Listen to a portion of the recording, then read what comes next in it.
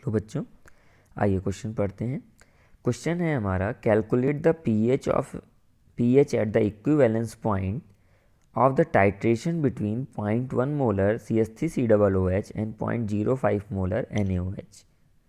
तो equivalence point पे हमको पीएच यहाँ पे निकालना है। तो इस क्वेश्चन को सॉल्व करने के लिए सबसे पहले इक्वेशन लिखी जाए।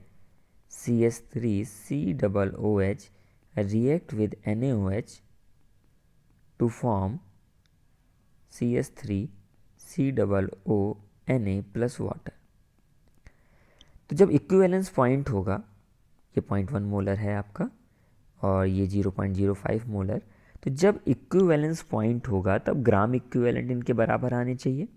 तो हम मान लें कि इस प्रकार से कुछ N1V1 बराबर N2V2,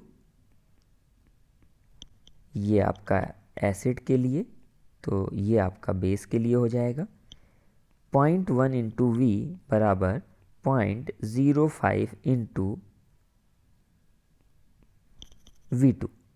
इस प्रकार से अगर माना जाए कि इसकी वॉल्यूम हमने V लीटर ले ली है, तो V2 आपका आ जाने वाला है 2V के बराबर। आप देखें यहाँ पे जस्ट उसका डबल होगा, तो इसका वॉल्यूम यानी 2V होगा। तो अब अगर आप CH3COONA का कंसंट्रेशन निकालें, क्योंकि इक्विवेलेंस पॉइंट पे ये दोनों तो जीरो हो चुके होंगे, तो अगर आप इसका कंसंट्रेशन निकालते हैं तो ग्राम इक्विवेलेंट इसके हो जाएंगे 0.1 into V divided by V plus 2V total volume. आप इसे मोल के हिसाब से भी सोच सकते थे कि एसिटिक एसिड के जो मोल होंगे उतने ही सोडियम एसीटेट के बनेंगे, और देन आप उसे टोटल वॉल्यूम से डिवाइड कर देंगे। तो ये आ जाएगा आपका 0.1/3। ये इसका कंसंट्रेशन आ जाएगा।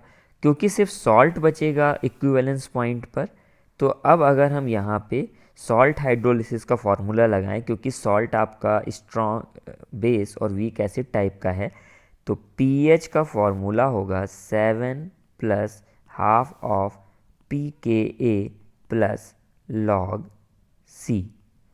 इसे सॉल्व करेंगे, 7 plus half of minus of log 1.8 into 10⁻⁻5 plus log 0.1/3। तो इसको सॉल्व किया जाए अगर कंप्लीटली, तो ये आपका है pH इक्वल टू 8.63। ये ऑप्शन में अवेलेबल नहीं है, कहीं ना कहीं ऑप्शन को ये जो क्वेश्चन को सॉल्व किया गया है वो गलत तरीके से सॉल्व किया गया है, जिस वजह से इस प्रकार के आंसर आ रहे हैं। ये बफर मान के कर लिया गया है, जबकि इक्विवेलेंस पॉइंट पर बफर एग्जिस्ट ही नहीं कर सकता है इस जगह पर। इक्विवेलेंस पॉइंट का मतलब ही यही होता है कि ग्राम इक्विवेलेंट बराबर हो गए होंगे और ये कम्प्लीटली रिएक्ट कर गया होगा। तो आपका आंसर होगा 8.63। आप पाँचवा ऑप्शन इसमें बना लें। आई होप आपको समझ में आ गया होगा बच्चों। Thank you.